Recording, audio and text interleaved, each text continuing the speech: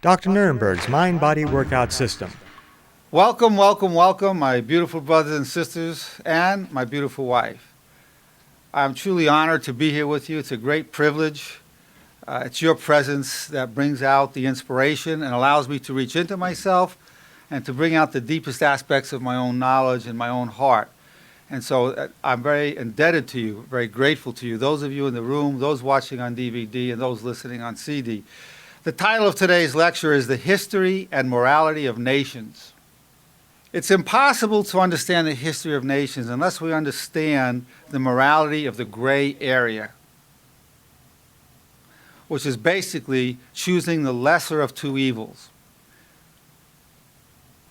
There have been three main guiding principles in the governance of nations throughout history. The three principles are justice, survival, and power. And because these are the three main principles, we need to look into the morality of the gray area, because it's an integration not of just serving those being governed, but also those who govern us also have their self-interest, and they're also seeking to do justice. So they want to do the right thing, but also they have obligations to the other powers that be. I'm going to read to you from The Lesser of Two Evils, a book that gives an outline on a personal level, on a person-to-person level, but the principle applies to the morality of nations. It is my privilege to share with you this brief philosophical treatise on the gray area of morality. It is a recognition that most of us are not totally pure, that we are attached to the material world, that we desire to do good, and that sometimes we choose wrong over right, even though this is not consistent with our values. This is often a position of our leaders. They want to do good. They want to seek justice. But also they have their own power needs. They also have their own obligations to people that have financed them.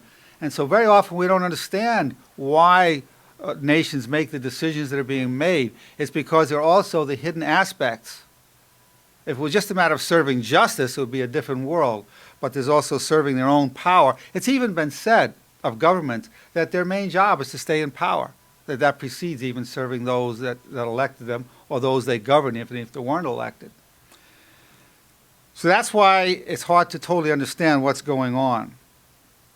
But deep within each leader is a desire to do good, a desire to serve justice, to be a public servant, but it's combined with these other aspects. My use of paradox is an attempt to assist us in suspending our logical thinking in order to view the world from a different perspective, even for just a moment. So I'm going to take you through a journey, some case histories, some ideas, to help illumine what really happens between nations, what really happens between people, what happens within families. And certainly the family is a microcosm of the nation, and the nation is a microcosm of the world. Mostly this book will be a conversation between a purist who sees the world in terms of right and wrong, and what I refer to as a virtuous corrupter, who sees the world more in terms of grays and advocates choosing the lesser of two evils. In a sense, the second voice is a voice of corruption, but also has virtuous intentions, hence the name virtuous corrupter. So there is corruption in the world. As a matter of fact, most people want a corrupt leader because they feel our leaders have to deal with other corruption. We don't want a man or a woman who's too pure because they have to deal with corruption. We want them to be comfortable within corruption. This is really part of what we need to understand. Most nations would not want a totally pure individual. This will not be a comprehensive or scholarly treatise, but rather an exploration of the issues through stories, poems, and epigrams. The truths and half-truths are intended to evoke thoughts and feelings and constructive doubts that will hopefully enhance our perspective of the gray areas of morality and the history of nations. So here's a story of gray, black, and white. You have a serial killer. Everyone knows he's committed these crimes and killings, but always the key witnesses disappear right before the trial. But the police know this, the FBI, all the agencies that work to bring justice understand this about this man. One day he killed somebody again, and these two officers were searching for him, and one officer finds him and kills him in cold blood.